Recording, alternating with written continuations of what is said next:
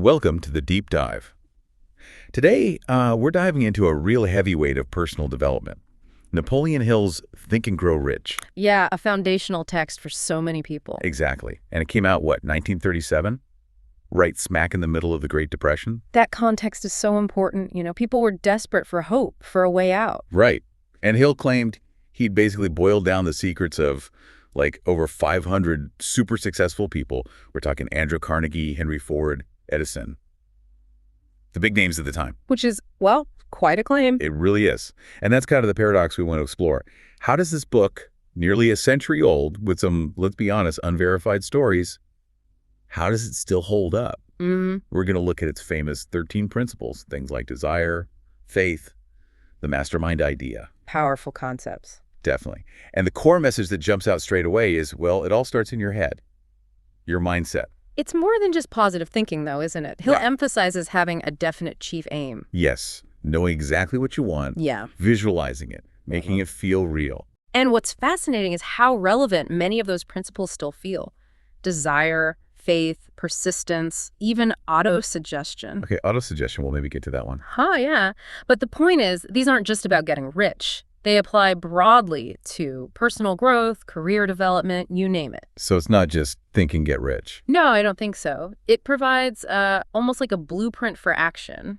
Hill lays out steps, like how to define that definite chief aim you mentioned, or building a mastermind group. Like a personal board of directors, sort of. Exactly. For brainstorming, support, accountability, so it's not passive. It's about clear goals, taking action, discipline. And he uses those stories, those examples of the businessmen from back then. Which are incredibly motivating, right? Seeing how these ideas supposedly work for people like Ford or Edison makes it tangible. Okay, but let's pump the brakes a little. Yeah. Because it's influential, sure, but it's also got its critics. A big one is the lack of scientific proof. Right. That's fair. Concepts like autosuggestion. Basically, repeating affirmations, or that cosmic habit force thing. Yeah, that one's a bit out there. It sounds, frankly, like pseudoscience. There's no real empirical evidence. It feels more philosophical, which might not sit well with everyone today. That's true. It's definitely not a peer-reviewed study. And there's the focus on money, on financial wealth. Hill talks about riches broadly, but, the main thrust seems to be getting wealthy. Does that feel a bit narrow now? It can, yeah. It very much reflects that specific Depression-era context, and maybe a slightly more materialistic view sometimes associated with that period.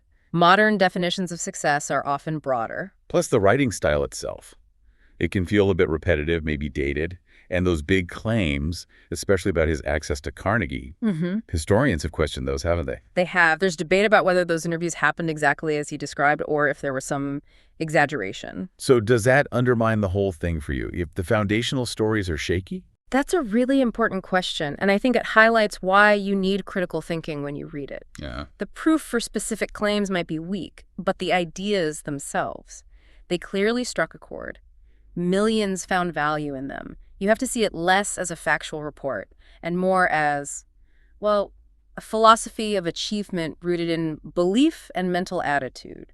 It's a product of its time. So it's about the message, not necessarily the historical accuracy of every anecdote. I think so, yes. It's about the principles he's trying to convey through those stories, verifiable or not. Okay, so wrapping this up then, what's the final take?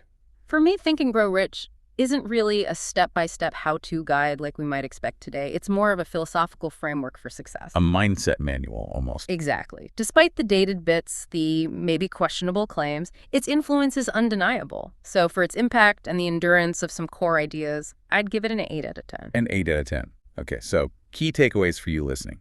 That core idea. Whatever the mind can conceive and believe, it can achieve. That's the heart of it. Desire as the absolute starting point, and then faith, persistence, having that definite plan. It all circles back to you become what you think about. Powerful stuff. But like we said, approach it with your critical thinking cap on. Understand the context. Separate the timeless principles from the more speculative bits. Absolutely. Which leads to a final thought for you to chew on.